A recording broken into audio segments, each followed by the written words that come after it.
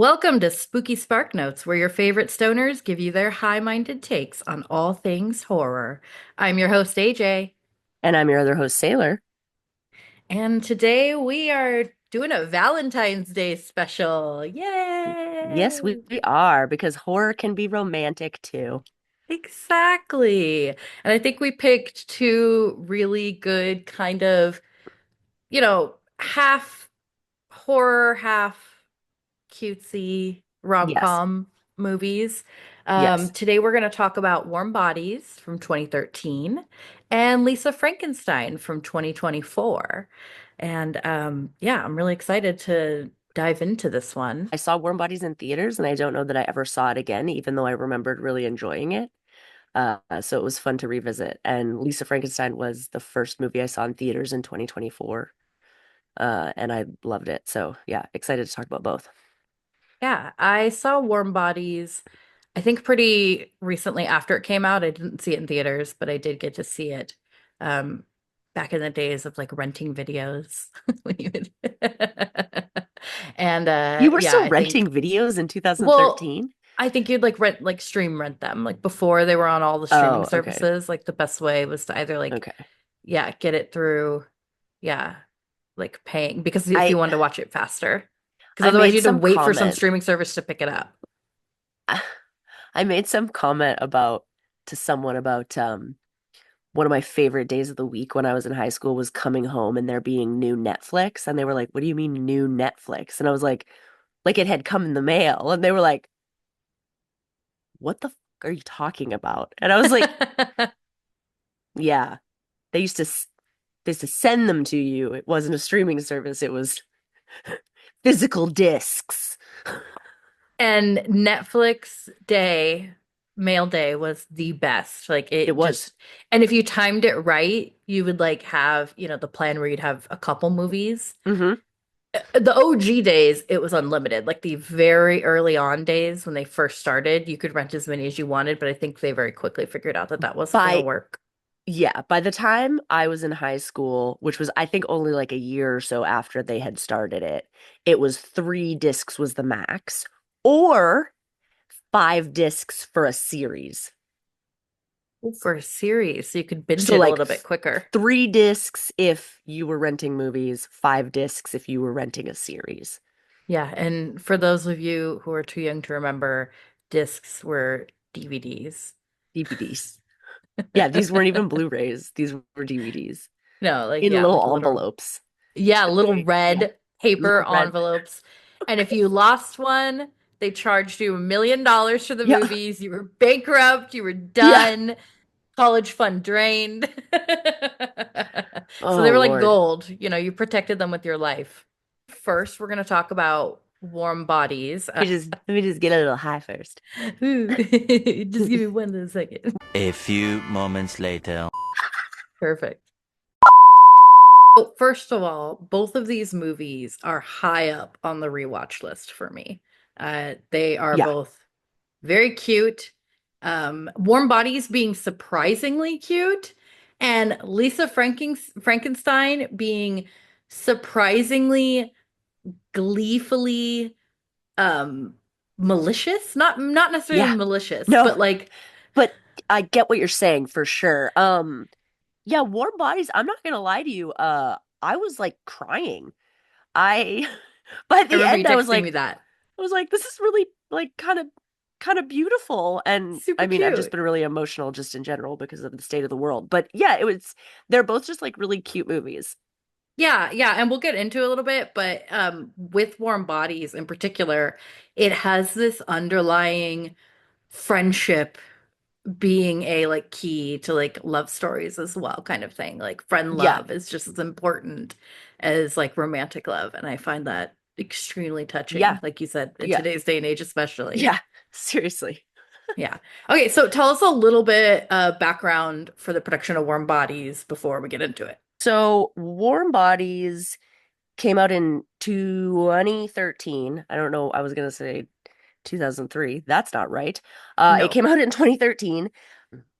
Something about both of these movies too is that they are both rated PG-13. Hmm. So they're great if you have like a kid or a friend who like wants to dabble in the genre, but you want something that maybe like has happy endings or like isn't like too horrible. Yeah, or if you're a hopeless romantic. Perfect Yeah, if you're a hopeless romantic. totally. Yeah, Warm Bodies is basically the story structure is basically exactly the same as Romeo and Juliet, except it has a Hmm. happy ending. Oh yeah, and we'll talk about that Um, too for sure. yeah. It's written and directed by Jonathan Levine, who um I actually was as soon as I was doing the background for this movie, I was like, "Oh, Jonathan Levine, that name sounds familiar because I always recognize names." Um, and he has done a couple of my like really favorite kind of comfort movies that I just like love to throw on. Um, he did The Night Before, which is like the goofiest Christmas movie with Joseph Gordon-Levitt, Seth Rogen, and Anthony Mackie. It's like absolutely stupid, just like a good stoner time. Oh And yeah, then for sure. directed, he also did 50-50, which is another movie with Joseph Gordon-Levitt where he gets diagnosed with cancer and his best friend is Seth Rogen. And that's also a really cute movie. Mhm. Sad Very movie. different. It is sad, Very but like big very tearjerker. different. And then he also did Mike and Dave Need Wedding Dates, which is one of me and my sister's like Oh. all-time favorite like comedies. Adam Levine and or Adam Devine and Zac Efron are absolutely hysterical in that movie. Adam Levine. I'm Um picturing Adam Levine in that role. yeah, Adam Levine, yeah, right. Just freaking Breaking just into Adam Maroon 5 Levine songs. from This love. I just like quickly because it's hilarious. I straight up I knew somebody who like years ago was at a Halloween party at Adam Levine's house in Hollywood and he was like the person told me the story and they were like, "Yeah, he was just like kind of shy and like just stood in the corner all night like in regular clothes, but he had like a vampire cape and like vampire teeth on." And I was like, "Okay, Was this all a Halloween party? like it was a Halloween party, Oh, but like good. Thank God. I yeah, thought it yeah, was just yeah. at some random No, no, party. no, no. It was a Halloween party. But like just it was just like very they were like, yeah, it was like really he just kind of like stood in the corner and was like, enjoy my fucking party. Like Oh.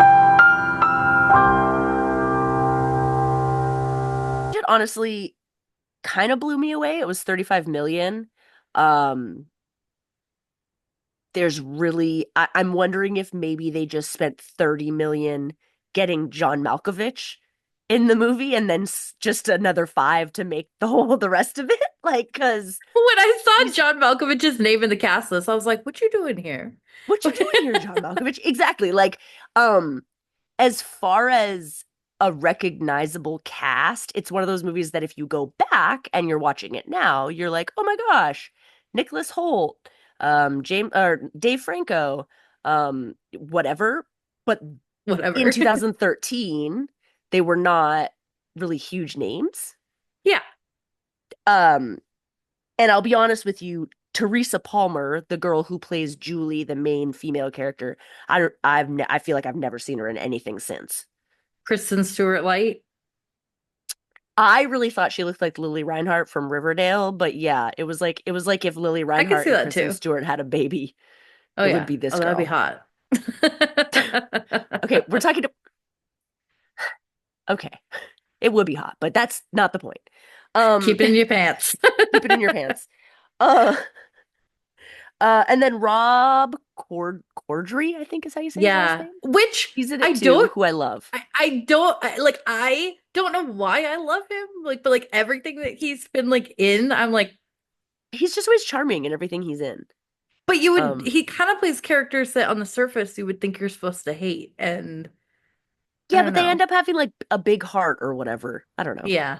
Yeah. Um, and then I do not know why I do not have her name written down because probably because I'm a stoner, frankly.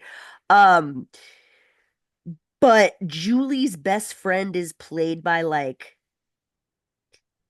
the best friend of all best friends. Like she's in like every fuck like There was a period I feel like of like 10 years where this girl just like popped up as like the Hmm. friend in every movie. Her And name's she Leo really is a Tipton. ride or die in this movie. Like she She is a totally great is. best friend. She's so good. She's so good. Yeah, I most recognize her from um what the hell is that movie with Steve Carell and Ryan Gosling? Oh, is it Crazy Stupid Love? Thank you.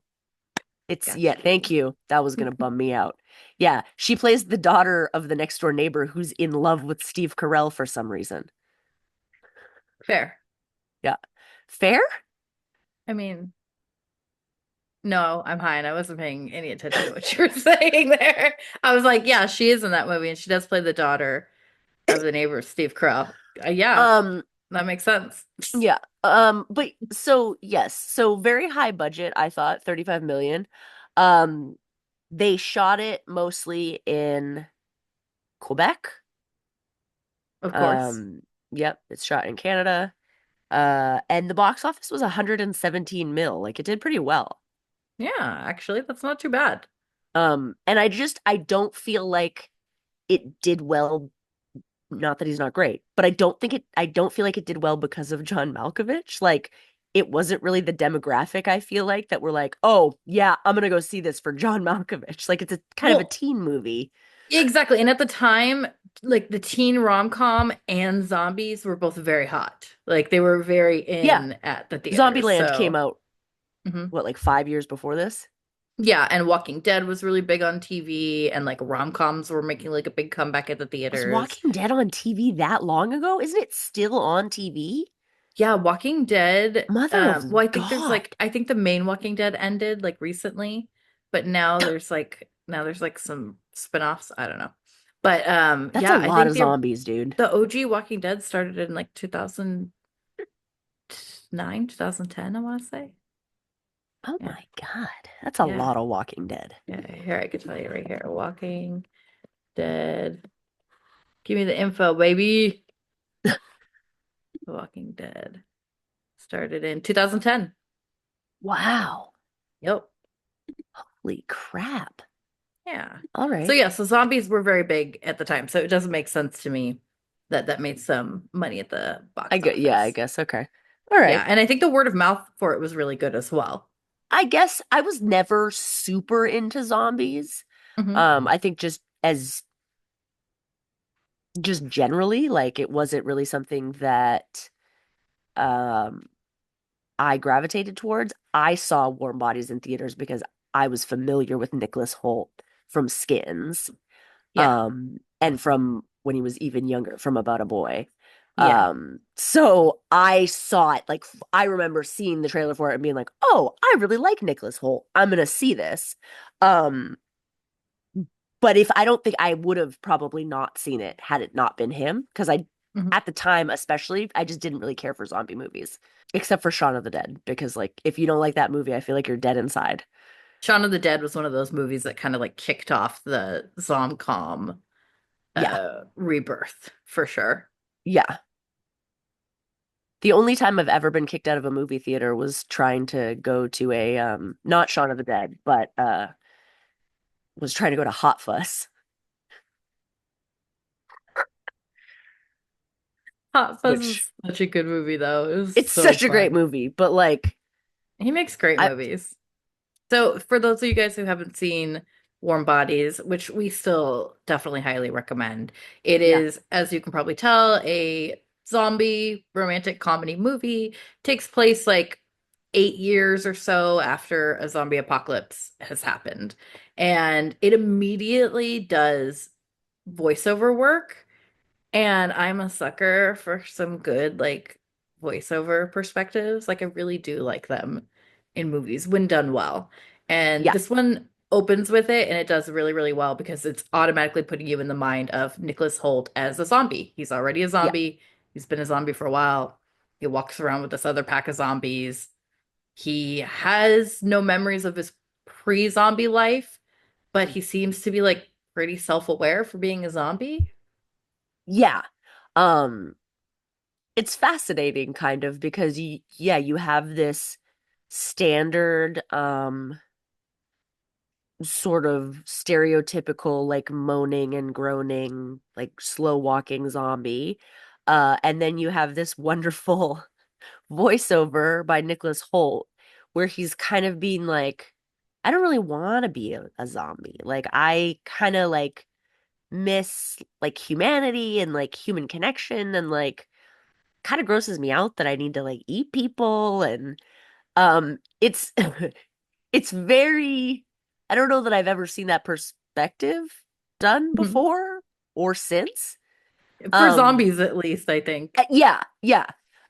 So it's very like cute and kind of disarming right off the bat because you're like, oh shit. Like I'm immediately, you're aware that you're supposed to feel for this zombie. Oh yeah, for sure. And the opening of the movie is exactly what it feels like to like walk around in public. Like just everything he talks about and the anxieties and just like the grunting through and the like just Yeah. being in public with all the other people just existing and just trudging through and not trying to get in the way. There's this really great moment in, I do believe that it's in part of the opening, and the Nicholas Holt's voiceover is talking about how he imagines, because he's in an airport, he lives in an airport, and he's like, I bet when everybody was alive, like these halls were filled with connection, and it very briefly flashes back, and everybody's just walking past each other and on their phones. Yeah. Yeah. Not And there's connected at still, all. yeah, and there's just like still this very deep, profound disconnect between everyone, even when they were alive. Yeah, yeah, but like he's like, I still miss it. I still kind of wish like, and you get it, you know. And part of him not having like, so he has like an idea of what humanity was, but he doesn't have a ton of memories, including his own name. He Mhm. part of losing his humanity is he's like, oh, I think it started with like an R. So for the rest of the movie, that is his name. That's what he goes by is Yeah. literally R. And we'll get more into the Romeo and Juliet alliteration, or well, what would you call it? Oh Metaphors? my God, their names are R and Julie. Yeah, you didn't. Yeah.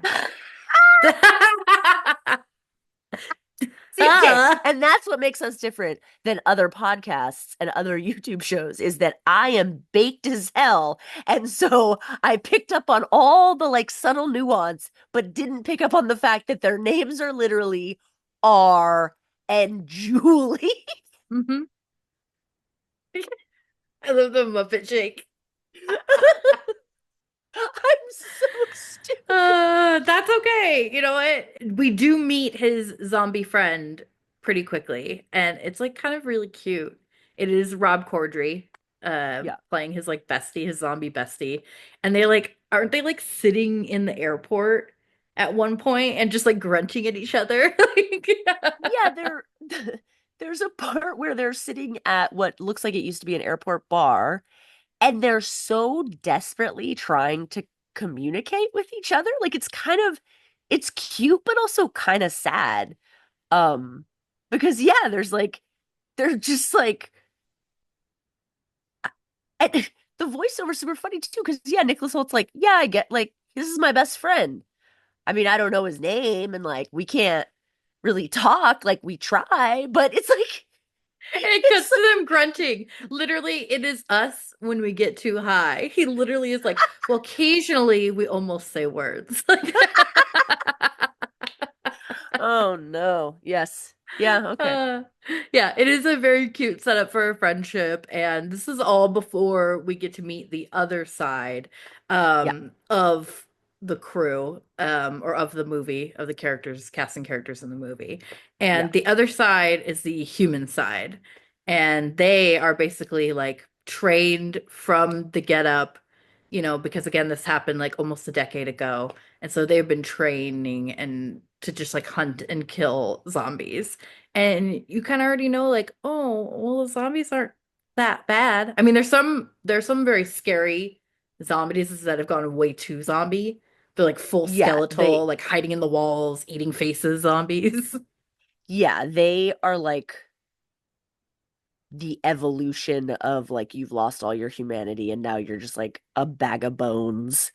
And they call them bonies, which is Yes, stupid as bonies. fuck, but whatever. So it's very. I think this was a book first before it was a Yes. movie. Yes. Yes, so so you can't necessarily blame the movie for No. some of these No. names. No, and it was I'm imagining that it was YA, so it's fine. Yeah, yeah, that makes sense. So yeah, so while the zombies are out hunting, just I guess like looking for any, I don't know, they're like in a pack. Yeah. R and his buddies, they're like in this pack of zombies, and they basically come across this group of humans who are out getting supplies. They are out getting supplies, which is fine, makes total sense for a zombie movie, except one of the people out getting supplies is this character named Julie. She's this young white blonde girl, and she goes out with her kind of on off maybe boyfriend Her at the time. boyfriend, yeah, but he's like dead inside because of shit. All the trauma. All the Um, trauma. So they're yeah, kind and of they do kind together, of but show that. also he's dead inside. So how much can you be with somebody whose heart no longer beats? Well, ask Buffy the Vampire Actually, Slayer because I think she did it multiple times. I'm sure. Okay. All right. Touche. But basically the pack of zombies come across this group who are out getting supplies, and one of them is this girl, and her father, who is this like commander, which is John Yeah, this like Malkovich. yeah, this like Yeah, his military whole commander. thing about like keeping his daughter safe, yet he sends her out on a supply run. That part didn't make any fucking sense to me. I was like, why? If all you want to do is keep her safe, you literally have this like closed in, walled in little city village that you've built, and you are sending your like 17-year-old, 18-year-old daughter out on a supply run. I mean, if you want to get all freaking technical with it, It just didn't make very because literally like in the next sentences like he's like all it's so important to me that I protect you, and then he's like, okay, you guys go out get some shit from the local grocery stores. But anyways, so this pack of zombies does run into them and ends up kind of like having to like fight back. It kind of seems like they're not being a like the zombies aren't attacking the humans. It kind of seems like the humans immediately attacked them, right? I mean, I'm pretty sure the zombies were gonna attack. Well, I guess that's true because really R is more of the like he has a different he's slightly there's something different about him. There's something slightly different about R. But that doesn't mean that he doesn't eat Julie's boyfriend's brains Yeah, that does not stop him. from eating Dave Franco's He's kind brains. of a, he's an elevated zombie, but Hmm. he even says I'm what I think he says like I'm kind of ashamed of this, and like I prefer if you look away like as he's eating Yeah. her As it's happening, he's like, boyfriend's I don't really brains. want you to watch this. Yeah. Yeah, yeah, yeah. This I found very interesting. And I will tell you why. There's a reason that he is drawn to the brains and seemingly other zombies are too, is because you get the memories of the person whose brains you're eating. And R says that this makes him feel like more human and more connected to humanity. So it's one of the reasons he does it. Um, 2 years later, iZombie came out, and that is though as I'm saying it, I am remembering that iZombie was a graphic novel.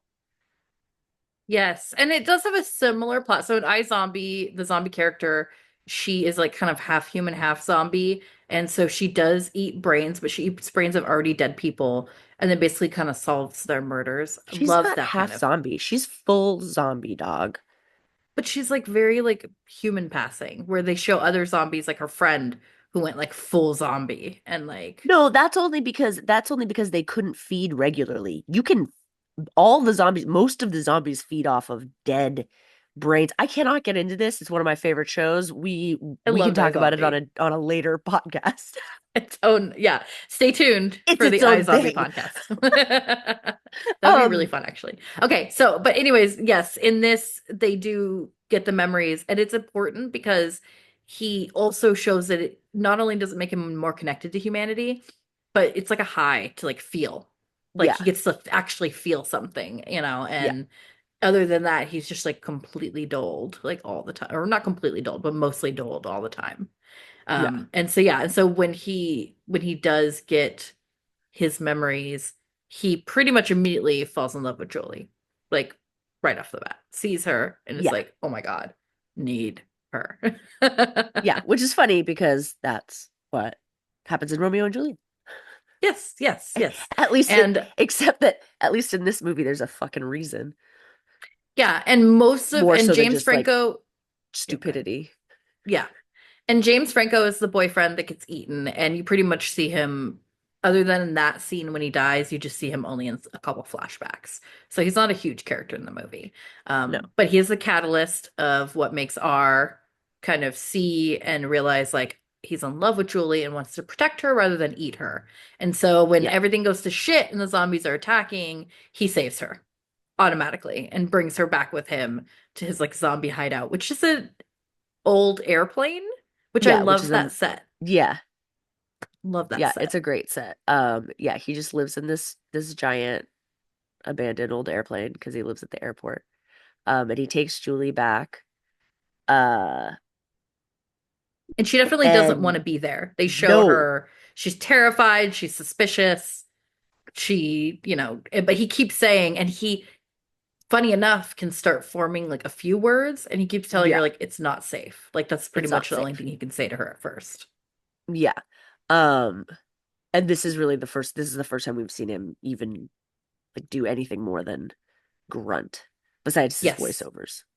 Yes, yes. And all of the zombie actors, fun fact, in this movie did a zombie camp so that they could like be more zombie-like and less human. And I just love That's the so funny. idea that in Hollywood, because there's like animal camp, like learn how to be like a cat. They did that for like cats and shit. Shut the And I just fuck. love the They didn't fucking do a very good idea job. that there are these like individual camps. Like that could be your job. Like I'm a zombie instructor, literally. I Oh love my it. God. It's no notes. It's perfect. But yeah, so he is very much like still zombified. But I do love that like as the movie goes on, the more he resists the urges to be a monster, the more human he does become. Yeah, yeah. And just kind of the more connection he forms with Julie, like real connection, not the connection that he got from eating her boyfriend's brains.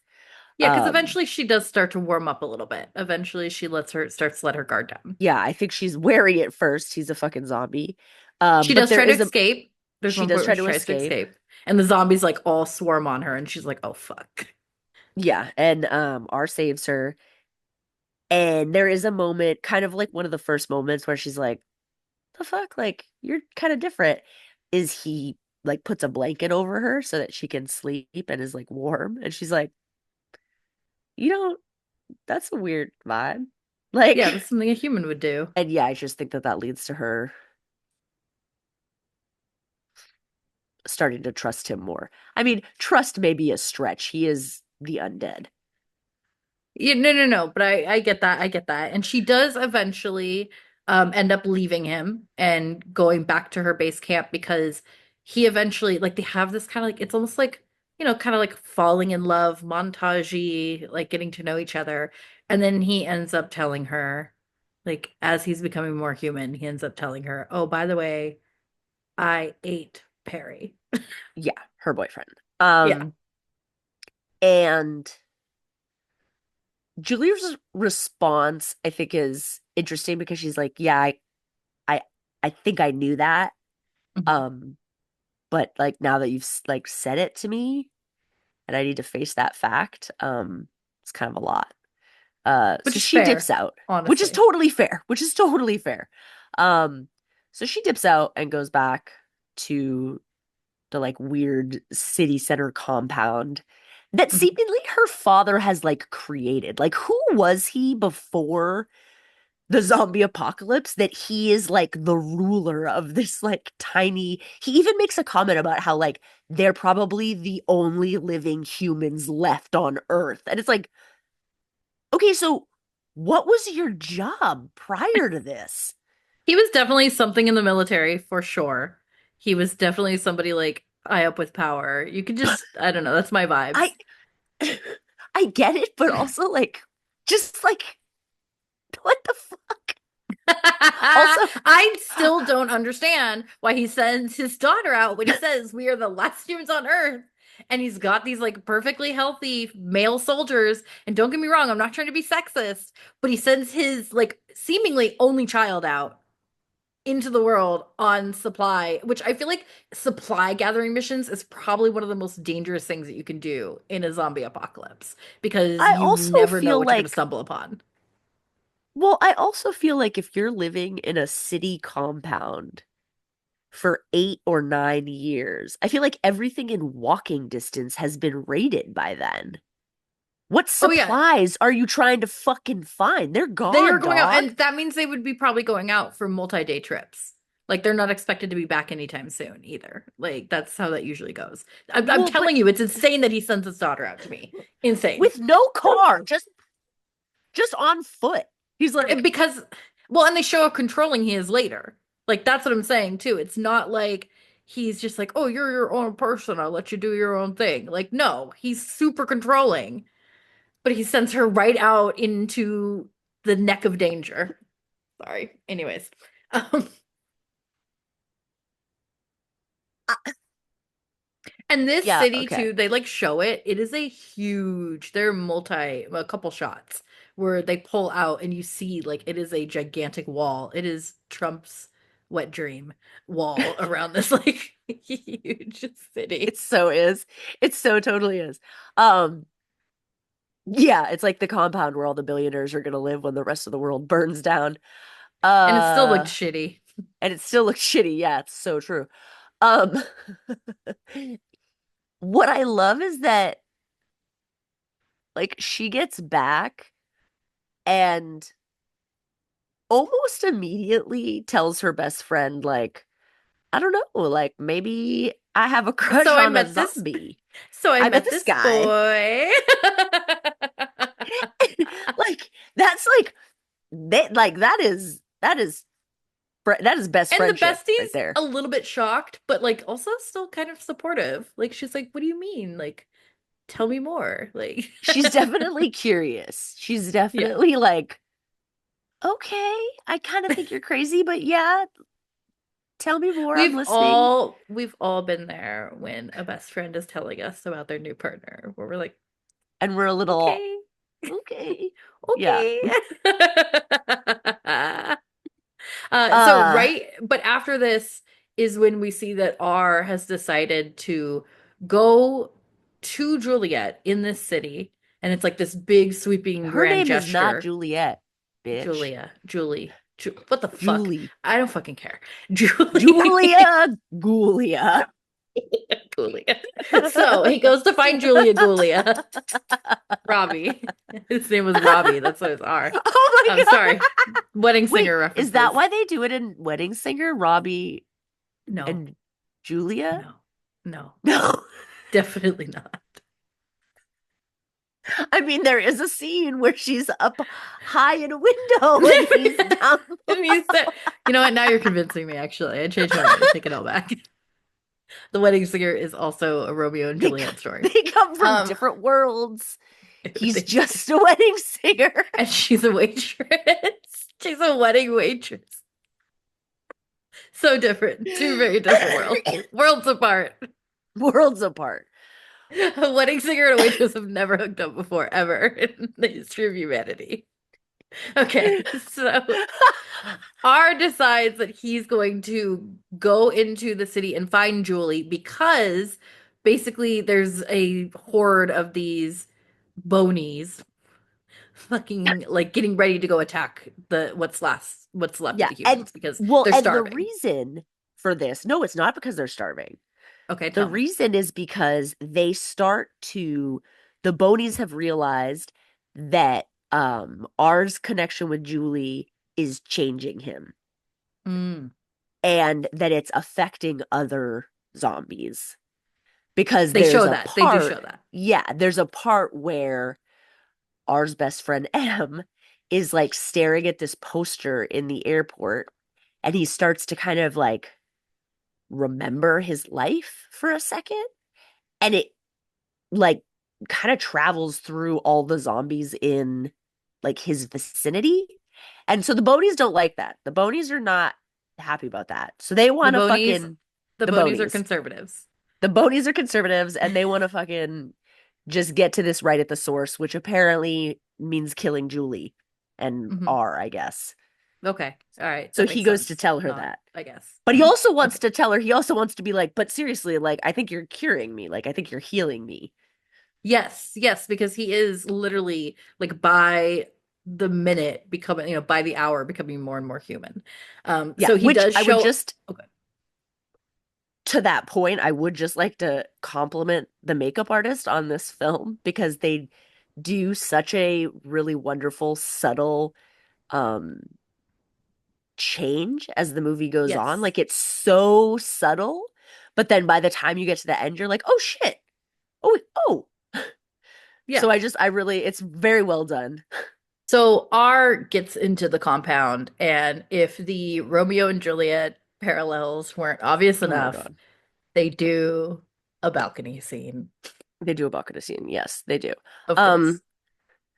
which I really can only forgive because while Julie's out on the balcony talking to R, her best friend comes out and is like, "The fuck is that him, dude?" Which is absolutely hysterical. Again, And I love then her best friend. She's great. oh, her best friend is, yeah, like you said, total ride or die. Because then her best friend's like, Julie's like, okay, we gotta like try to sneak him up here. And her best friend's just no questions asked is like, all right, fuck it. Yep. Yep. You're telling me that he's okay, so let's do this. Yeah. Well, and there's this great point a little bit later in the movie with the big confrontation where she literally confronts the dad, who's not only the Yeah, leader of everything, but like the dad of their best like of her best friend. And she's yeah, like, fucking, I'm gonna point and he's like, you're not gonna point a gun at me. And she's like, yeah, I fucking am. Like, yeah, yeah. She fully points a gun in his face. It's amazing. yeah, yeah, I love it. And she's like half his size. It's brilliant. Yeah. Um, basically, like there's not a ton of plot after he comes into the city, except that they get confronted kind of by her dad. Um, She's trying to convince him like he's become a human. It's not what you think. Like you can't just kill him because of course the dad's like, "Oh yeah, no, we need to like dispatch of him immediately." yeah, and she's like, you literally can't because he's actually like becoming human again. Hmm. Um, they have a her dad eventually shoots him at one point, and he starts to Well, bleed. well, yeah, because Julie and R essentially run away together Mhm. after the best friend steps up with the gun and is like, "No, like you fucking leave them alone." They run away together to this like baseball stadium where they're meeting up with the other zombies because they're trying to like tell the people like, "Hey, we want to be allowed to become human. It'd be cool if you didn't exterminate us." And when they Yeah, show up there, all those other zombies are now under attack by the Bonies, who are like the really scary zombies. yeah. Um, and then that's when the wait, that happens before he gets shot? Yeah, Okay. that's when um yeah, hold on. We're just reading the wiki really really quick here. Yeah, but wait, while M and his gang of zombies square off against the Bonies, Julie and R run but find themselves trapped. Taking the only escape route, Art jumps with Julian to a pool far below. Oh, so you're right. So he does get shot right before that, and then they run off together. You're Yeah, right. I'm and then sorry. they run As off usual, I was wrong. together. Yeah, I Shocker. know. I know. You're always wrong. Uh So they run off together. Basically, after um he gets shot too, like it's not just Julie's dad, it's like a bunch of the military guys or like whatever. And so they're a lot quicker to kind of believe that the human-esque zombies are on their side. Hmm. So you kind of have this like funny moment where like the military humans and the zombies like just annihilate all the bonies. Yeah, yeah. There's a few good little like action moments. The Oh CGI is yeah. not too bad. They do it No, like I think they generally do it in the dark, which I think is my favorite way to like yeah. use CGI, especially like cheaper CGI. Yeah. Um yeah, it's they have your standard battle scene, whatever. That for me is really not the strength of this movie. Like the strength of Hmm. this movie is that in the end, you get this like montage of um humans connecting with zombies, and that's kind of what turns them human again. This Hmm. like the acknowledgement of their humanity. And it's Well, like, yeah, because it's beautiful. It's yeah, yeah. it's like really sweet. Well, and it that happens basically that is the montage at the end because R essentially after getting shot like falls into the pool and Julie realizes, well, he falls in and he hits his head because they both fall in together and he like grabs Uh-huh. her to like save her from the zombies. And then he Yep. hits his head at the bottom of the pool. And then when they come back up out of the water, Julie's okay. And she realizes he's bleeding from his gunshot wound. And that means he's Well, he alive. doesn't, well, they get up from falling in the pool, and then her dad shoots him, Oh, yeah. and then he starts to bleed. And yeah, she's like, wait, don't shoot him again, because he shoots him in the shoulder. She's like, don't shoot him Mhm. again. He's bleeding, like dead, like zombies don't bleed. Like he's Yeah. alive. Yeah. Dead things Um, don't bleed. So, yeah. Dead things don't bleed. Yeah, it's like this beautiful, like the cure to zombies all along was just like human connection, and like it's really sweet. Like I got like way emotional. I was like, I did not expect this. I was like, shut Yeah. it down. Yeah, it was very, very cute because they do end up together at the end. He does wind up gaining his humanity back. They tear down the wall that's surrounding the city so that everybody can kind of join back together. And Yeah. they do admit that they just go and blast away all the bonies. Like they just, they're Yeah, they're like, like they're they're too too far far gone. gone. They just kill them. There's no getting them back. But yeah, you see, and you don't just see R, like you see his friend M having this really sweet, like human interaction with this woman because it's pouring rain and he's trying to get his umbrella open and he can't because his fingers are stiff from being dead. And she comes over and helps him. It's And so fucking it's just cute. like it's just this really like beautiful like kind of metaphor almost for like maybe if we were just all like maybe if we all just looked past like the bullshit that we see in front of us and saw the humanity in everyone, like yeah, it made me really emotional and it's making me emotional now. I feel like a fucking pussy, but like yeah, it's actually really well done.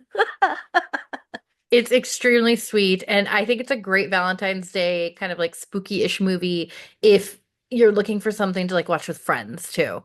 Like it's Yeah. not just straight up romance. Yes, it's a Romeo and Juliet story, but really the like you said, the overall bigger picture is like the love of humanity and the Yeah. connection that like brings us together. And it really is. It's really, really Yeah. cute. It's got some cute montages. Like I said, I love the voiceover work. Um, the cast is great. It's just overall like a really heartwarming movie. You walk away from Yeah. it feeling really good. Like the dad does Yeah. the right It's thing and in I the end. They put the guns down. Like, yeah. you know, it's what you want to see.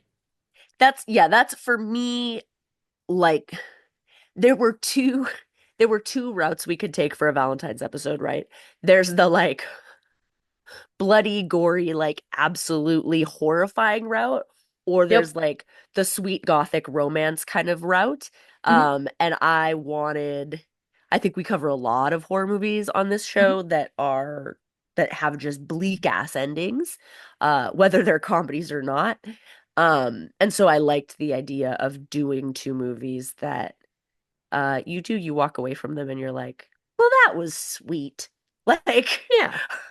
yeah, because You every know once in a what? while, that's nice.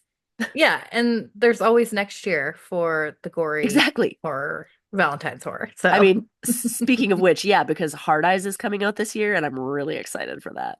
ooh, Lisa Frankenstein was surprising to me because when I heard that it was coming out, I didn't give a shit if it had a good plot or story or not. I just wanted to see like bubblegum goth Yeah, with yeah, Catherine Newton on the yeah, screen uh-huh, killing people. yeah, Like, did not really care.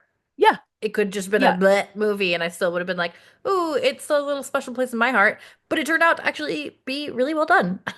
yeah. It turns out to be really well done. A little bit of info on it. Came out in 2024, I think February 2024. It was, like I said, it was the Yeah, first movie I saw last year. it was a Um, Valentine's release yeah, last year, I yep. believe. Uh, PG-13, again, it comes in right at about like 90 minutes. It's about an hour 40, which I love. Written by Diablo Cody, who did Juno and Jennifer's Body, uh, and also script doctored Fede Alvarez's Evil Dead. A lot of people don't realize that. Um, and then it was directed by Zelda Williams, Robin Williams' daughter, which was also super just interesting and amazing to me. That was sort of the first thing I found out about the film, and I was like, Mhm. ooh, I'm interested in that. Also First time director too. yeah, first feature film. Also, fun fact about her name: everybody thinks she's named after Zelda Fitzgerald. No, Robin Williams was a super huge gaming nerd, and she's named after Zelda. Love that. Love that. Yeah. Um, the budget. This was surprise. Okay, I say this was surprising to me, but unfortunately, it wasn't, and I will get into that. The budget was 13 million, which is small.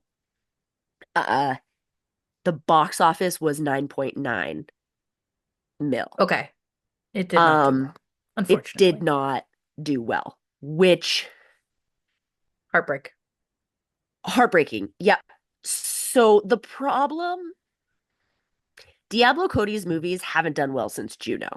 Juno was a huge, huge, huge box office success, massive.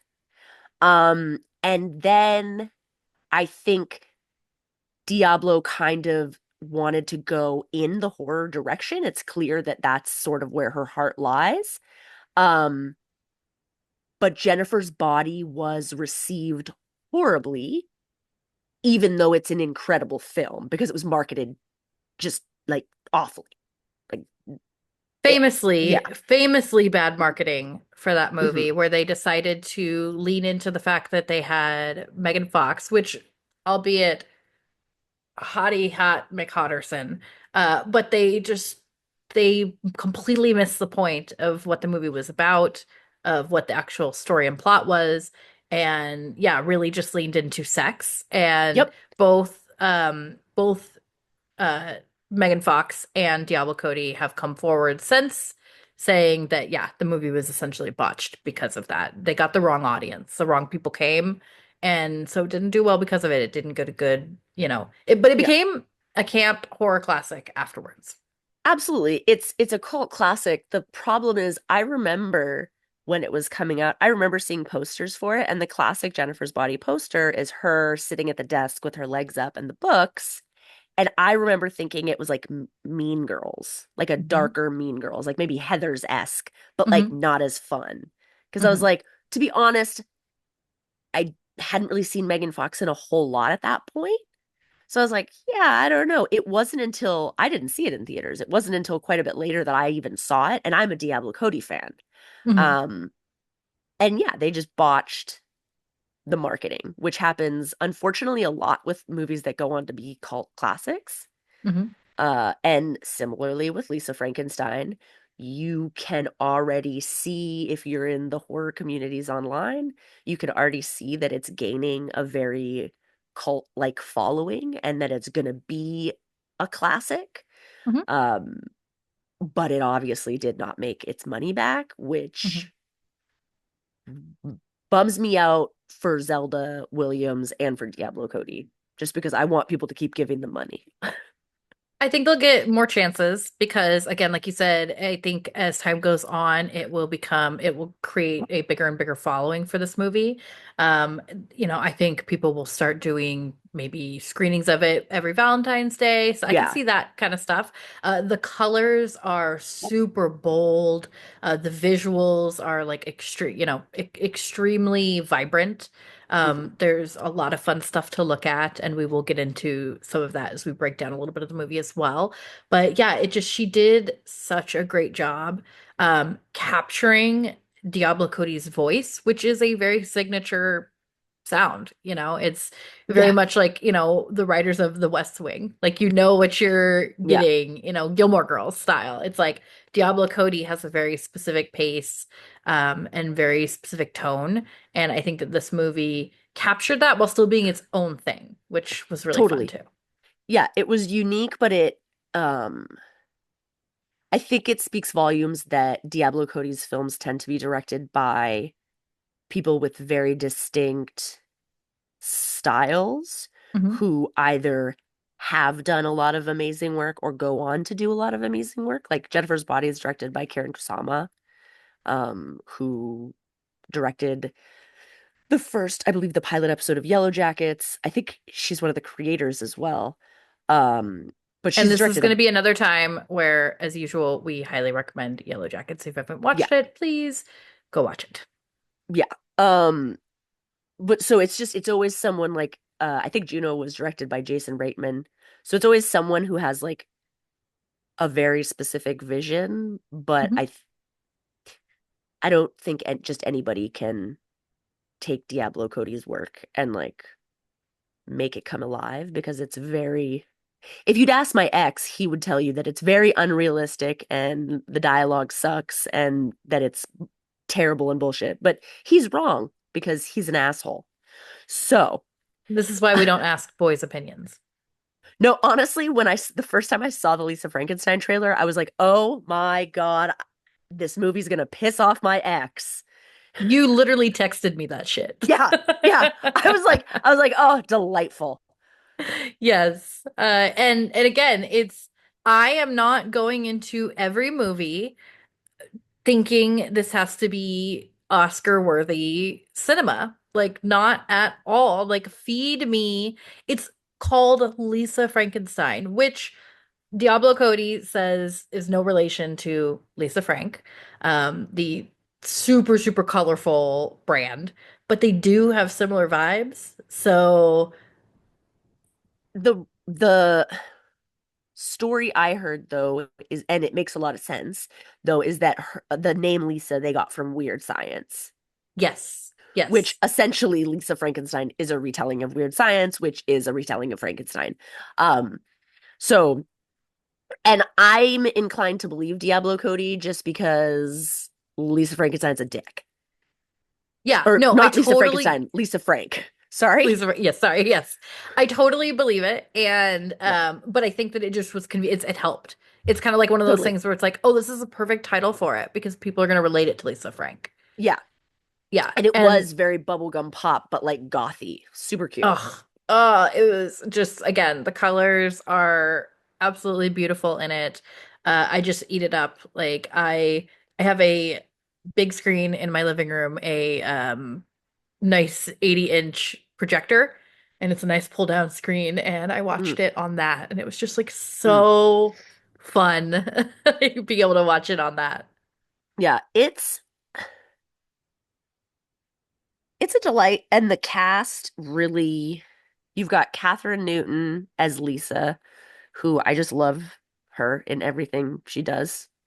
She's fantastic. Hmm. Um, you've got Cole Sprouse as the creature, which, funnily enough, I like Cole Sprouse. My sister watched a lot of Sweet Life of Zack and Cody when she was younger, and to be honest, of all the Disney Channel shows of that time, that one really does hold up. Uh, um, but something that I heard a lot before this movie came out, or I guess actually as it started to come out, was that people who hated Cole Sprouse were really excited that he didn't talk really in it. And I didn't Well, understand. This was like, I heard this a lot. I was like, oh shit. Like, I guess a lot of people fucking hate Cole Sprouse. I was like, don't. I don't know. It should I? I don't know. me personally, I remember Cole Sprouse as a little kid from Adam Sandler's Big Daddy. I Oh wipe yeah. my own ass. Yeah, he's also Ross's son on Yes. Oh, Friends. yeah. And Friends. Mhm. Yeah. And so I don't get the whole you don't have to hear him talk thing. I mean, maybe I guess I get that for some actors. I don't think he has a particular annoying voice. I don't think he's a particularly bad actor or anything.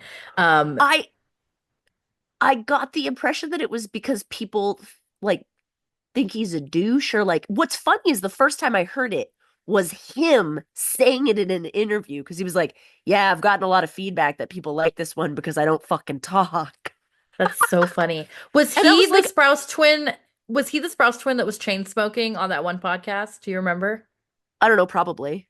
I'm gonna have to look that up and edit that into Probably. this. I mean, look at the hat he wears. Yeah, He's yeah, always yeah, wearing yeah. this hat. He's a weirdo.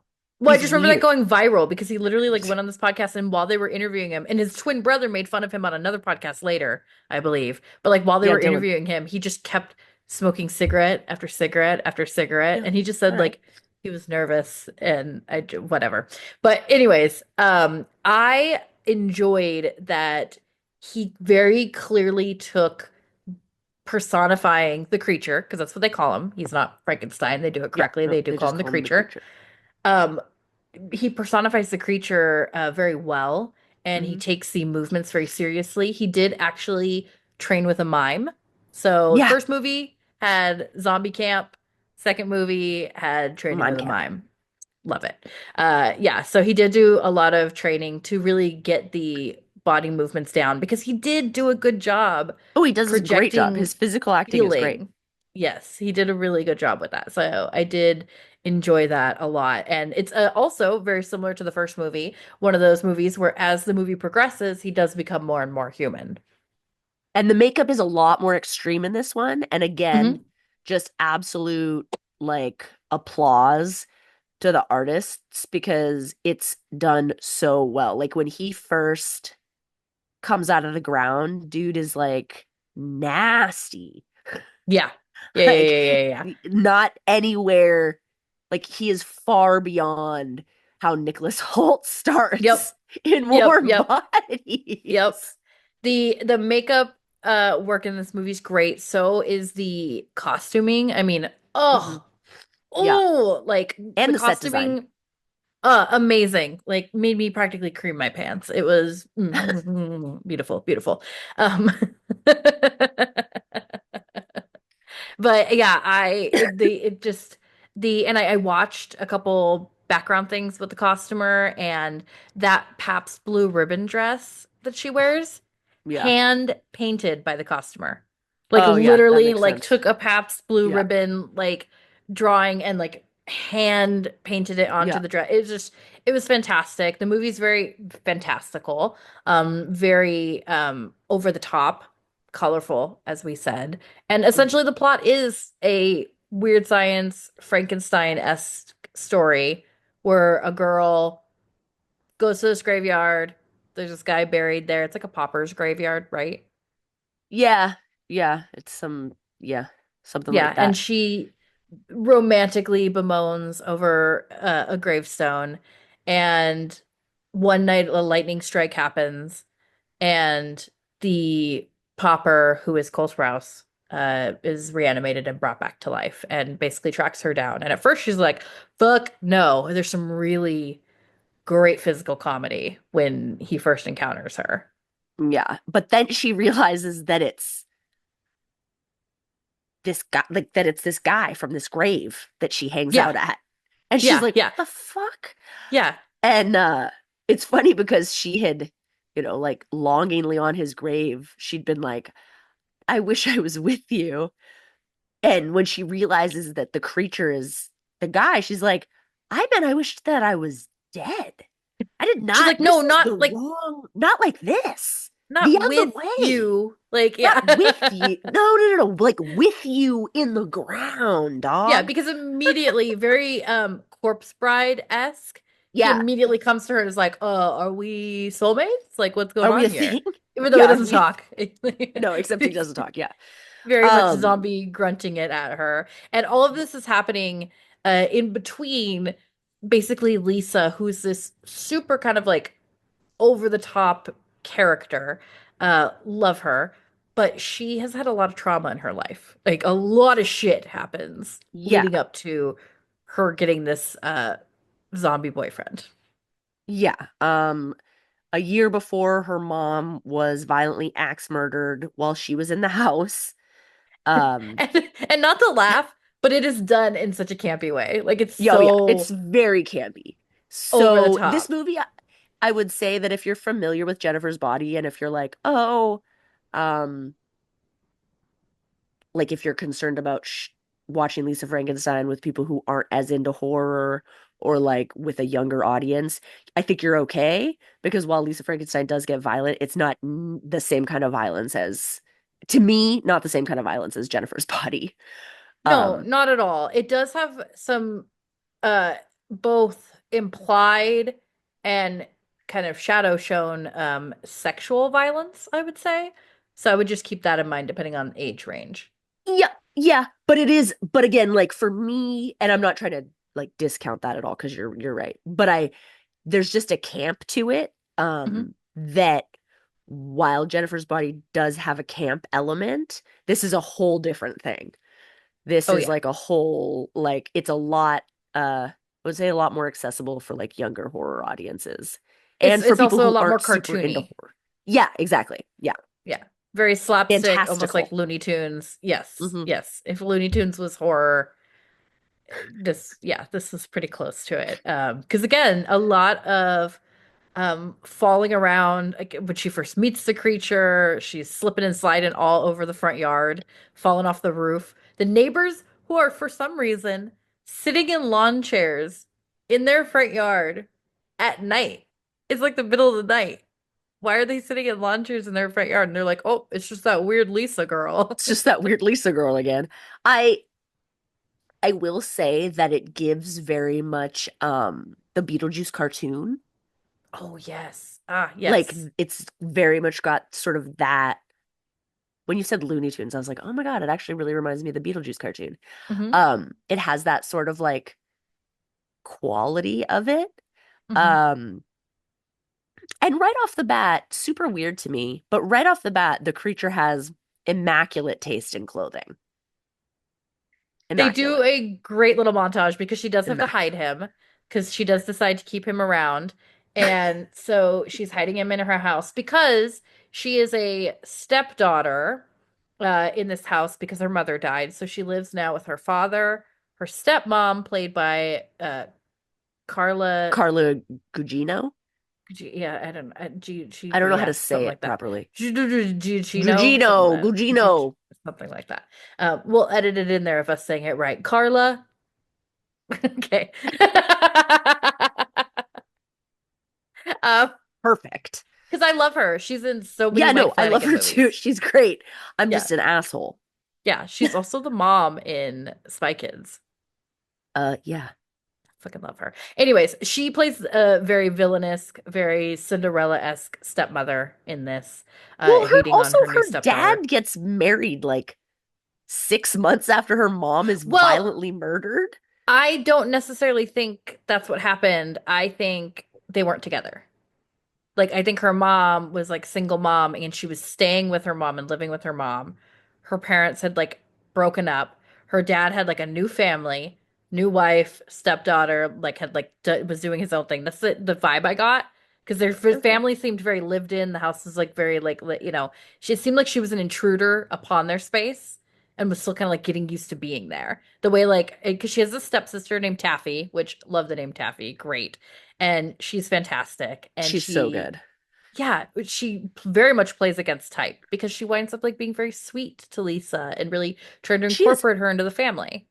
yeah, Soberano Hmm. plays Taffy, and she's an absolute delight. You really expect her. to be, and she does have some qualities of like the typical mean girl, but she's Well, she's popular and she's like one like Miss, teen Tropicana in her town or whatever, which yeah. is they gifted her a tanning bed. That was what she got as a winner, and they keep it in their little shed in the yard. And but she's always like, Lisa, you can always use my tanning bed. It's there for Yeah, everyone. she's she's really sweet and she does try like Lisa has transferred schools and she really tries to like integrate Lisa into like her friend group and like nobody's into it. And Mhm. Taffy really does try.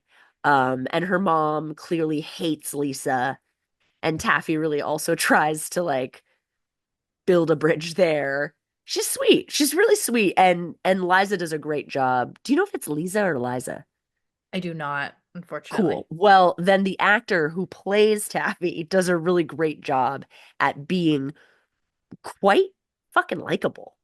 Yeah, I would agree for Yeah. sure. And again, like I said, it really plays against type because you expect that step sibling, especially who's popular, to Mm. not act like that at all. But the mother, totally different story. Absolutely hates her, treats Lisa like trash, and kind of ends up getting her comeuppance for it by being the first. Is she the first victim? Yeah, I believe to so, the yes. to the creature, Yeah. who kind of fucks with her first.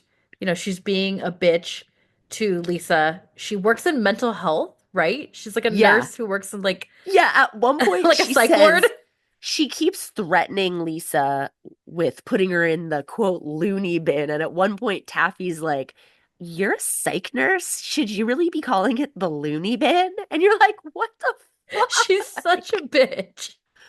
Yeah, and so she's threatening Lisa, and the monster who's overheard this stuff and is hiding in the house does not take kindly to it. And so he's like rotting, and so he's got like Yeah. worms coming out of him. It's real gross. It's real good. Yeah, he And like he spits a gurgles up worm a or like worm drops into one her. from his shirt So into she her did like that. yogurt or some shit or her Yeah. granola. Yeah. It's so And she fucking immediately blames gross. Lisa, of course, because she doesn't know the creature's there. Well, I mean, which is crazy because Lisa wasn't even home like when it happened. Like this But of woman sucks. course, Like, she wants an excuse, yeah, to hate on Lisa, um, and she assumes that she's Lisa's target. Um, but yeah, it does not go well for her. no, because when she confronts Lisa about it, she tells her, she's like, "Well, this is it. Like, you're sick. I'm sending you away. Like, I'm gonna have you locked up in a rubber room, like blah blah blah." To which the creature comes out of the closet and clobbers her. Yeah, kills And now her she did. instantly. And there's this great moment where Lisa acts like shocked because essentially what is happening is the creature has already pointed out that like he's not quite whole. He's missing a few parts. He doesn't have Yeah. his ear, he doesn't have his like I think like left hand, something like that. He Yeah. doesn't have his tongue. That's why he can't talk. Yeah. And so yeah, and so once he kills the mom, he's kind of like, "Oh, hey, what if we like took her ear?" And And Lisa, who is a nerd and has no friends, works as a seamstress. yes, Uh, yes. which at one point you hear her boss go, "I can always count on Lisa to work on a Saturday. She never has a date." And you're like, "Oh God. Yeah. Yeah. Feel you, Exactly. Lisa." Which makes no sense because Catherine Newton, even as Lisa, absolutely gorgeous. But I Yeah, but digress. teenagers are dicks. That's true. That is true. Um, but yeah, and so after killing the mom, they are going to dump her body. But there's this moment beforehand where Lisa like acts upset, like and horrified by what just happened, and then immediately turns heel. And I just really love that moment. It's very It's funny to see. so, yeah, it's iconic camp. Yes, Like yes. perfectly timed iconic camp. Yeah. And now the seal has been broken. Like she's Yeah. dead. They take her ear, they hide her body, and essentially say that like she went off to some Well, she was convention. supposed to She be was going to going, some convention. she was going to go on some work trip or something. So luckily, they have that excuse for a few days.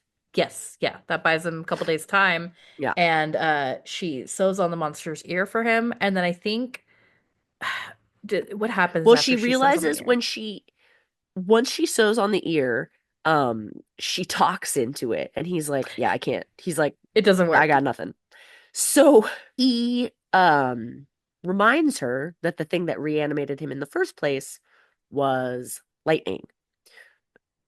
Lisa, being a very smart, weird nerd person, is like, well, oh, no, an important thing is that earlier in the movie, she did go into Taffy's tanning bed, but it's kind of fucked up and she got electrocuted.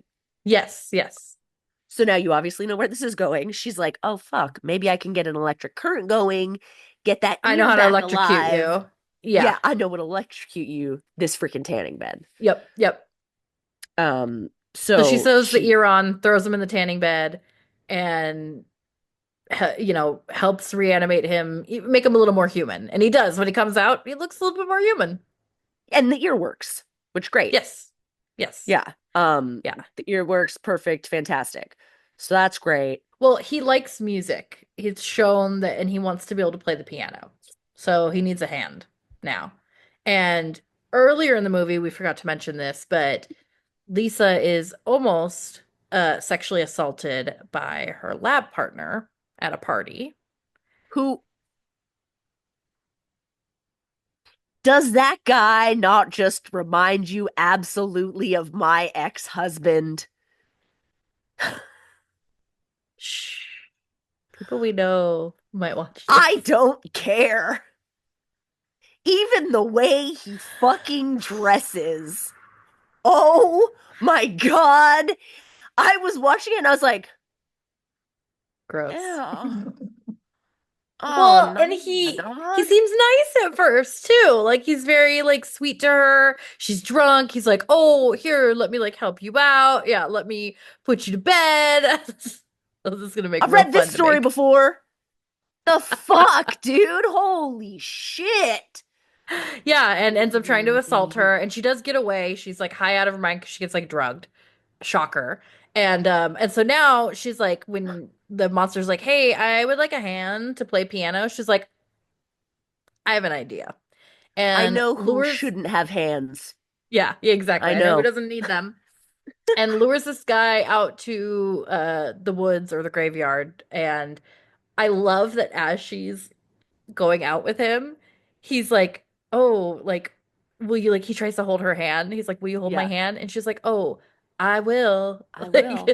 Like, Yeah, yeah. yeah. I can we just like I have to say that, and this is such a typical thing that happens with male characters, I feel like, in horror, in lots of genres. But the like arrogance of a man who's already attempted to assault a girl, or you could even like go back to a movie like Fresh where he succeeds and also is selling off her meat and like Mm-hmm. still assumes that like she wants to get down and dirty.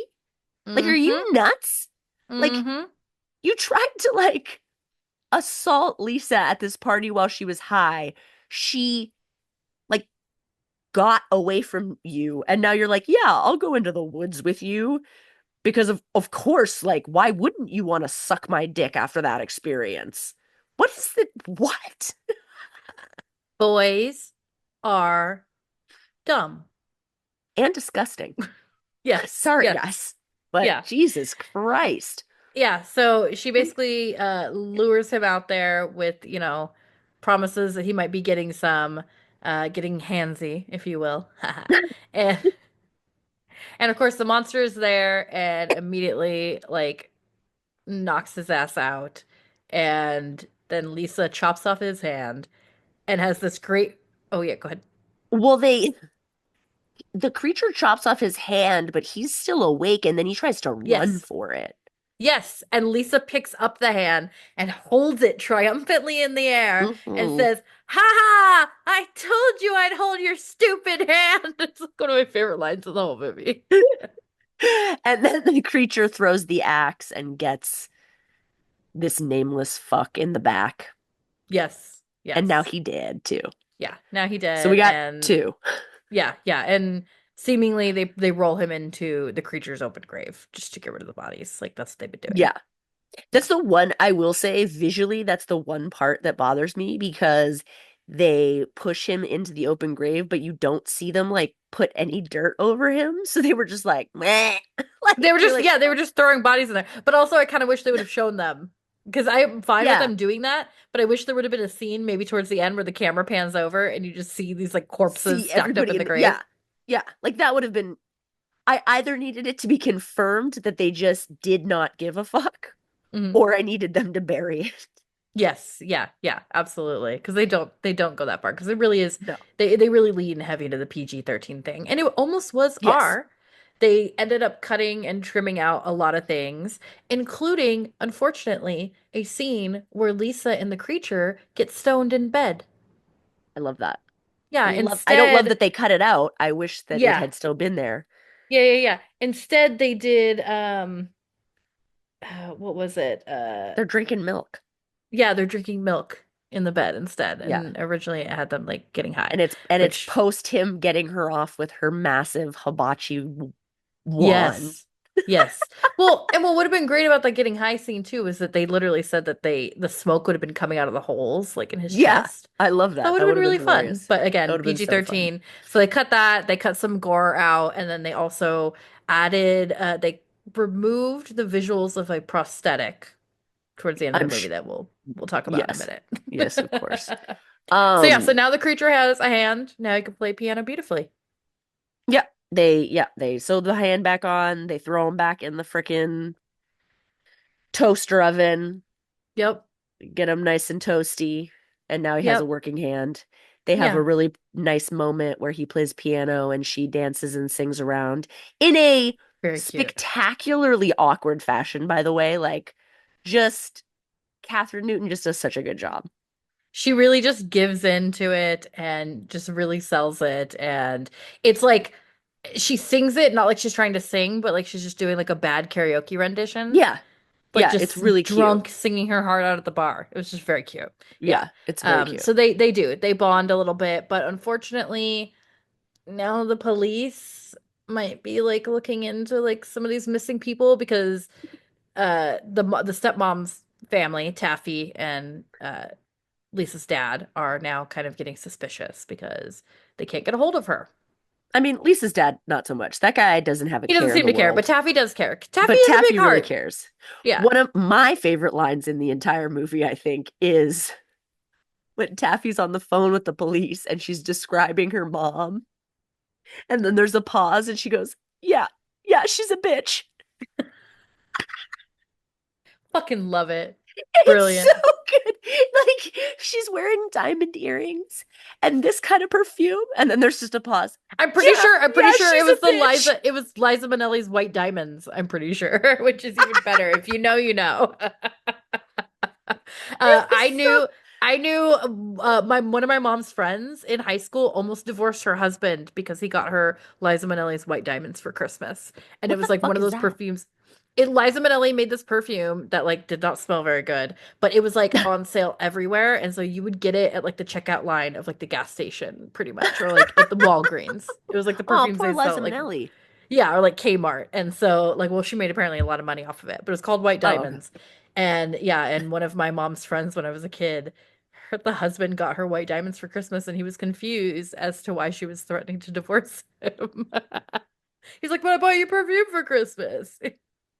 The bare minimum, ladies and gentlemen. I just quickly because this is such a like perfect combination of like me being autistic and just like heterosexual men all being the same. When I first met my wife, we were working at Hot Topic together, and later on, and I don't know if it was once we were together romantically or what, but there was a point where I had said to her, "Oh yeah, when I met you, I knew you were in a relationship with a guy." And she said, "You knew I was in a relationship specifically with a guy?" And I said, "Yeah." And she said, "How?" And I said, "Because you had one of those ugly ass fucking like silver, like kind of a heart, but it's like open sort of necklaces with like the cheesy diamonds on it." And she was like, oh my God. And I was like, yeah, only dudes get that for their girls because no girl actually likes that. Like, there's No, like one in every 500 girls is like, yeah, every kiss begins with K. And then the like rest are like, don't fucking get me that shit. exactly. Yeah, no personality at all. Again, just like those are men who walk into the store 24 hours before the event that they need the gift for, if that. Also, just like for some context, my wife is like gothy as fuck. Like we met at a hot, like working at a Hot Topic. And like this was like And a open heart, like, what? and a super great gift giver, like super thoughtful gift giver too. Yeah. So very And sad that that yeah. was the standard of gifts that she was getting. I'm And you glad. laid on her the open heart with the fucking shut the no. The chocolate brown diamonds. Remember that shit? Oh God, there was Uh, just I'm sorry. This really does need to be told. The jewelry store in the mall I used to work in had a big old sign out front that said, "Get married today. Our staff is ordained." you know what? I'd rather get married at Chuck E. Cheese, I think. Same. At least that's a funny story. Like, are you At least it has kidding? a ball pit. Happy fucking Valentine's Day, babe. I made us an appointment to get married at the shitty jewelry store at the Glendale Galleria. at, It's at right next Cliff's to the at Cliff's Jewelria. it's right next to the food court, so it smells like Panda Express. Afterwards, we can go into Bed Bath& and Beyond. They're having a three hand sannies for 9.99 sale. Wait, isn't that Bath and Body Works? Yeah, I got the wrong place. Whatever. I had the name wrong. That was I don't me. know, I'm stoned. But you would go to Bath and Body Works afterwards. Definitely Yeah, get you that hand sanitizer deal or the foaming the foaming soap hand bumps. soap. Yeah, yeah, yeah. Yeah. Okay, back to Lisa Frankenstein. So yeah, so they are pretty much like they're getting close to like, he's becoming more and more human, much Yeah. like R in And Warm Bodies. yeah, and it's clear that he's really falling for Lisa. Oh yeah, oh Um yeah. like Except he's yeah. yeah, except Lisa has a crush on some loser. Yeah, yeah. She's into some dude again from like her chemistry class or whatever, and she's basically like, "Look, I think the police are on to me, and I'm probably gonna go to jail for life, and they'll probably give me the electric chair, and I don't want to die a virgin, so I'm gonna go fuck this dude." Yeah. And she literally has the creature. She drives with the creature to this guy's house Hmm. and just walks in the front door. Yeah. Like, does not knock, nothing. Just like Yeah. charges right through the front door and I up to envy his the bedroom. confidence. Yeah, I Envy the mean, confidence. insane, insane. Like, yeah. So great. And that is not how she starts out, which I love. Like her relationship with the creature really gives her a lot of confidence. Oh, yeah, she Um, does the whole, there's a makeover montage for the creature that we kind of mhm. touched on earlier where he goes into Lisa's closet and he does these like cute outfit changes and it's really funny as he's like figuring out Yeah. what to wear. But there's also a full change for Lisa too, where she kind of goes from Where like he picks more out clothes. He picks out yes. clothes for her and it's really Yeah. cute. Um, and she wears these things that she wouldn't normally wear and to be honest, while I get she's a murderer, but it's a gothic romance comedy, all the people that they're killing are villains. Yeah. Like the stepmom was straight up like, I'm gonna get you committed for life in a tiny little rubber room. Second dude tried to frickin' assault her at a party while she was high. Yeah. I mean, This you don't next really feel victim, bad for them. no, this next victim, I kind of feel bad for him, but But he's a it's high school again, man, so he's probably a dick. yeah, Or they was a also show dick. though that it's not Lisa's idea either. I guess like none of the kills are really necessarily her idea, except maybe the second No, one. and Lisa doesn't kill anyone. Yeah, no, the The creature creature is by kills the creature's everyone. hand because Yep. basically she comes storming into this guy's room because she's gonna fuck him. She's all ready to go, and lo and behold, heartbreak, betrayal, tragedy, injustice.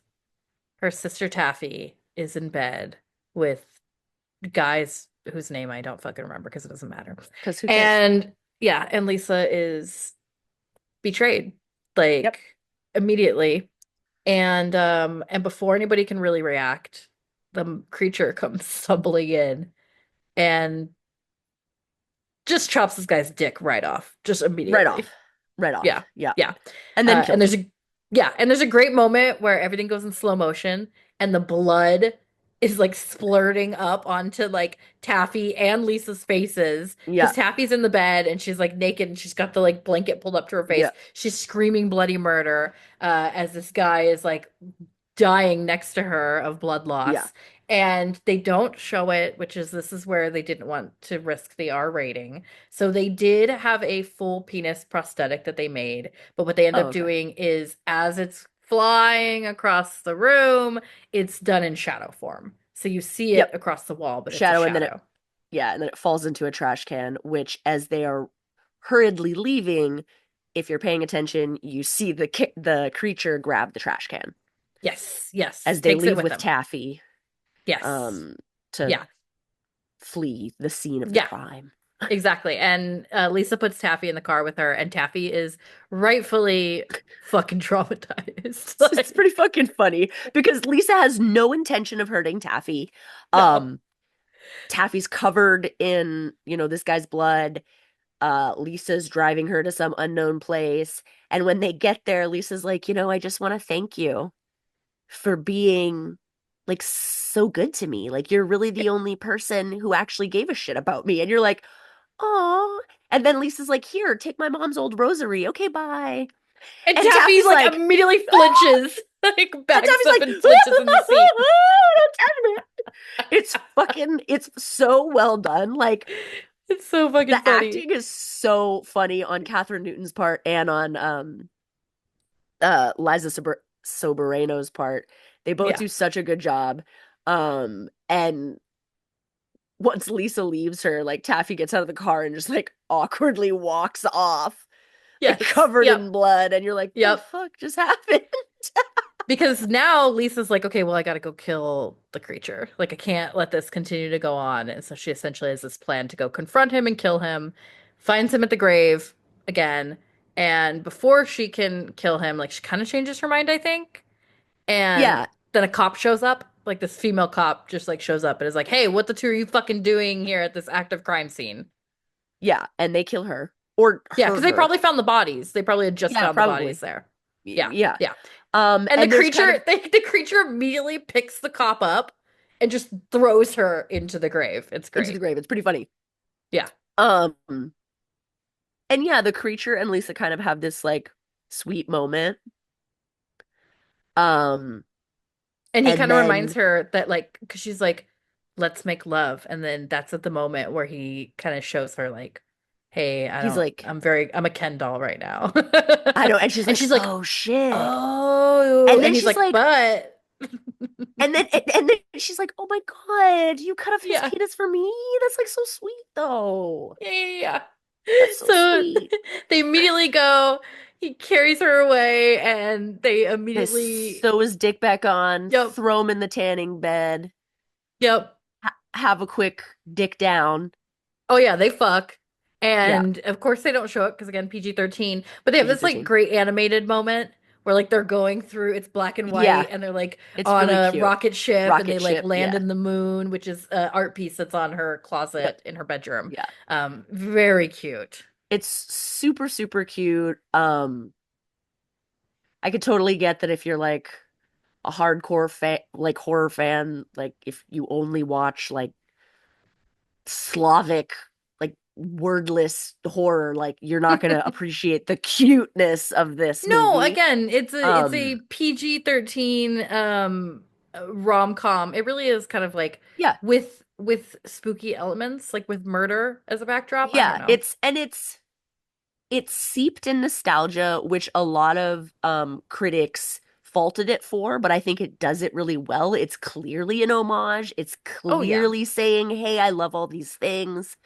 Um, Oh yeah, the and that references I think that Diablo Cody and Zelda gave were Weird Science, like you said, Heather's, which we touched on, Death Becomes Her, which is absolutely one of my favorites, Blossom, which is obvious in like the Yep. hat that the monster dresses Lisa in, Also, Benny and June, which makes sense for the creature, Beetlejuice, and Edward Scissorhands. So, and the only one that I think you missed is that the house looks like a very clear homage to the Pink Palace in the movie Coraline, oh yeah, directed by okay, Henry Selick, not that other okay, fucking guy. okay, all right, got it. That's good. And you know what was great about the pink house? It's a real house. Oh, I love that. I love Yeah, that. it's not a set, so that's great I too. love that. Um, so after they make love, Mhm. Lisa's like, I know what's got to happen, unfortunately, because they're gonna get me. Um, She got the D, and then she's like, you know what? I'm good. I'm ready to go now. I'm good. I'm ready to go. So she has the creature, she goes into the tanning bed and she has the creature put it on Max. And she burns herself alive. Electrocutes the fuck out of her. And basically the whole neighborhood shows up. Like there's kids showing up on their bikes, Yeah. and the And it doesn't dad just, kind of she pulls doesn't up and just, the garage is on fire. yeah, she doesn't just get electrocuted. Like it goes up in flames. Like she's like, whatever. Um, and next thing you know, you're at her grave with Taffy and her uncaring father. Yeah. Yeah, basically Lisa got cooked more than Snacky, if you know, you Yeah. know.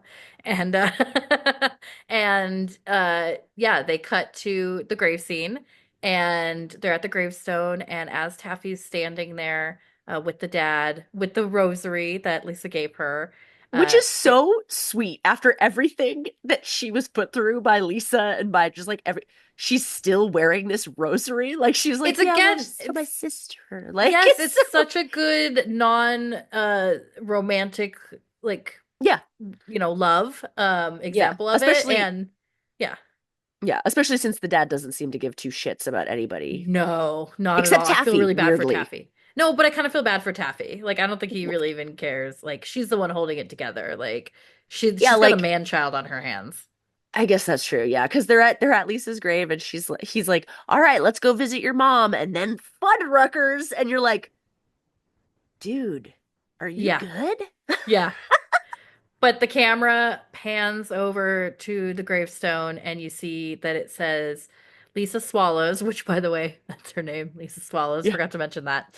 But it so good. says beloved wife at the bottom of the gravestone.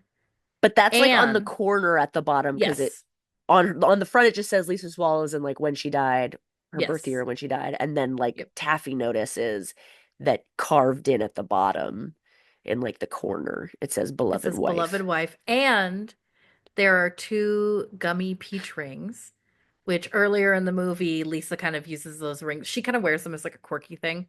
And Yeah, she uses those rings to like symbolize them being married before they yeah, fuck. Because she wants, she because jokingly it's wants cute to as be fuck. married before. Yeah.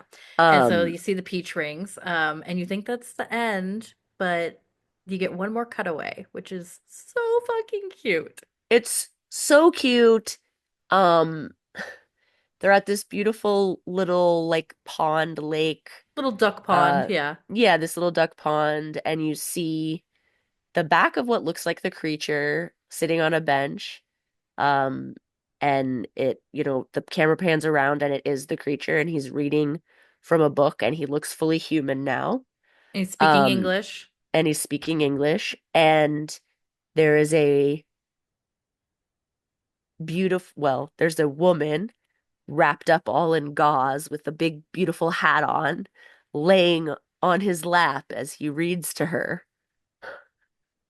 He brought Lisa back to life Yeah, because right before, and you see this really cute moment right before she dies, right before she kills herself, where she hands him this paper and then he reads it afterwards and it says, "Death is temporary." And it's like, love is forever. love is forever. And yeah, and Yeah. it's so fucking cute. So he brings her back because seemingly he's going to, slowly but surely make her human again too, so they can be together, be human together. Yeah, it's really, really fucking cute. And by the way, apparently, I don't think they make this very clear, but the reason why the creature can talk now is because when Lisa died, and the reason why Lisa's not talking is because he took her tongue so that he could read to her. Well, what's she gonna do? He'll get her a new tongue. okay. Yeah.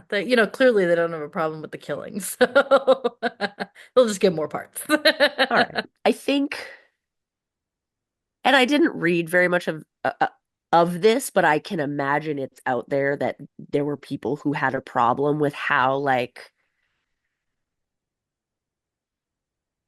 singing birds and like happy hearts the ending was, but I loved it. I loved it. It was a Yeah, perfect Valentine's it's movie. I thought it was cutesy. super cute. Yeah. Very camp, very cutesy, really fits the themes overall of the movie. And yeah, I thought it worked really well together. It's not the deepest plot, it's not it's a tight like 90 minutes. Well, the my frustration with some of the reviews, the negative reviews I read, is that they were pointing stuff out that I was like, yeah, Zelda knew exactly that that's what she was doing. Yeah. Like Diablo knew exactly that that's what she was doing. Um, if it didn't seem self-aware, it might have not worked as well. But Hmm. it's clearly so aware of what it's trying to do and what it's trying to be. Yeah.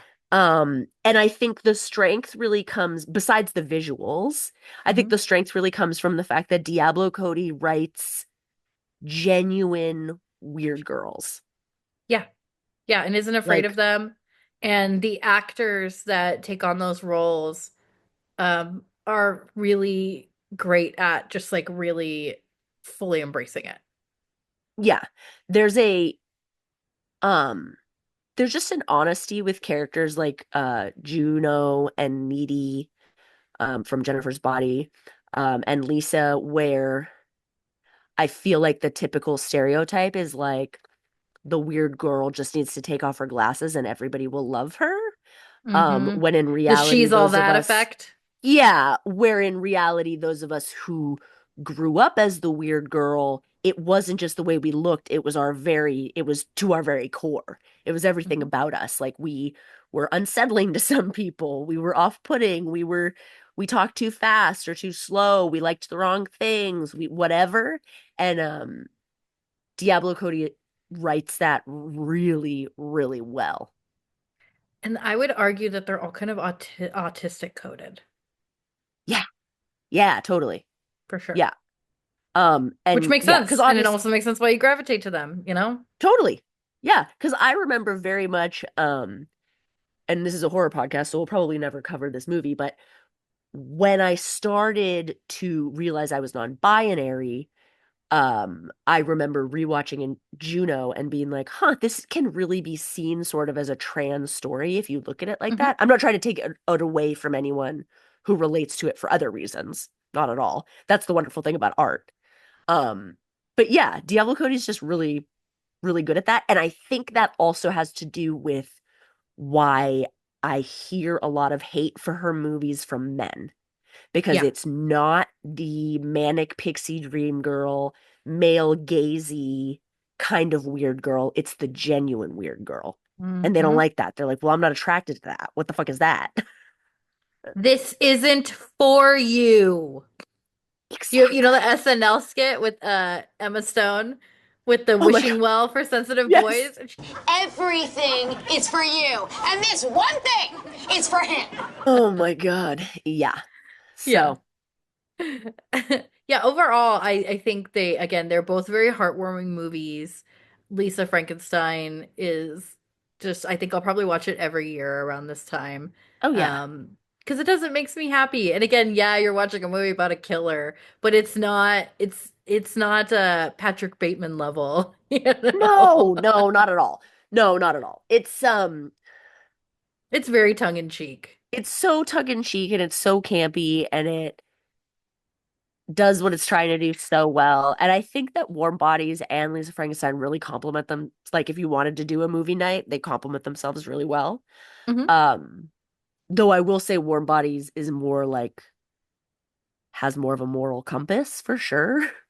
True, true. Well, and just so you know too, if you're also thinking of having a movie night with two movies, Jennifer's Body takes place in the same universe as Lisa Frankenstein.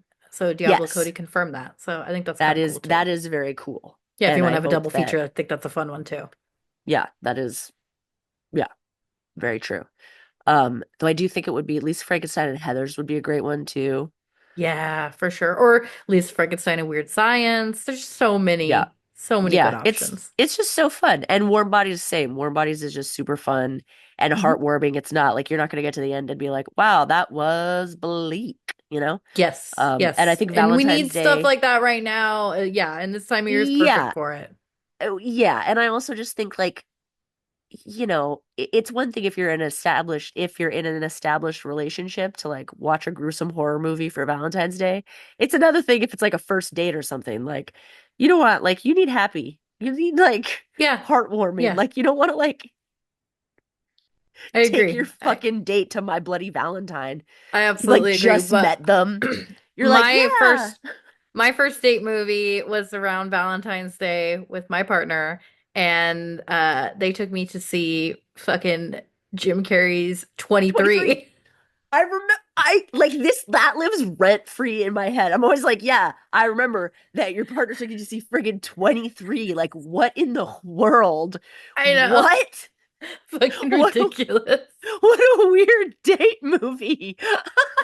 I loved The it though. only It one. was it was perfect. It was perfect. Like it encapsulated like my weirdness. Like I love comedies, love me some Jim Carrey, love me some cheesy horror, and I was like, well, this one's gonna be bad. And if you remember, that was a time where I was specifically seeking out like shitty movies at the movie theater. Like we were having fun. Speed Racer, The Happening, like I was all about Uh, it. I was eating that shit up with a spoon. yeah, man, we saw Speed Racer at the drive-in. Oh, that was so fun. So fun. Uh, Yeah, so yeah, I mean, I would say we definitely recommend these movies. They're yeah, definitely rewatchable and they're not too scary for anybody. yeah. I Again, think if you've got anybody can like handle them. if you've got like an 11-year-old who you're like, I would love to introduce my kid to horror movies. These are great. Warm Bodies, especially because it does have a moral compass. But if you're down to have the like real people don't murder people conversation with your kid, then Lisa Frankenstein's fine too. Yeah, You know what yeah. I mean? Again, you just Like, it's a good example of camp. well, exactly. And it's camp, right? Like to say that people act like that shit is like so bad, and then you turn on network TV and it's like everything is a freaking crime scene investigation show or like Yep. a like cop show. I'm like, I'd rather my kid be watching something colorful that's tongue in cheek and campy than like Well, we're more, CSI. yeah, Shit, we're bro. more bothered by violence than we are by, or my bisexuality than we are by violence in Yeah. media, for sure. Oh, totally. So Totally. that's still a huge issue. And speaking of that, neither of these movies were particularly queer, but I would say they definitely have like queer vibes for sure. Yeah. Warm Bodies, is it queer? Not really.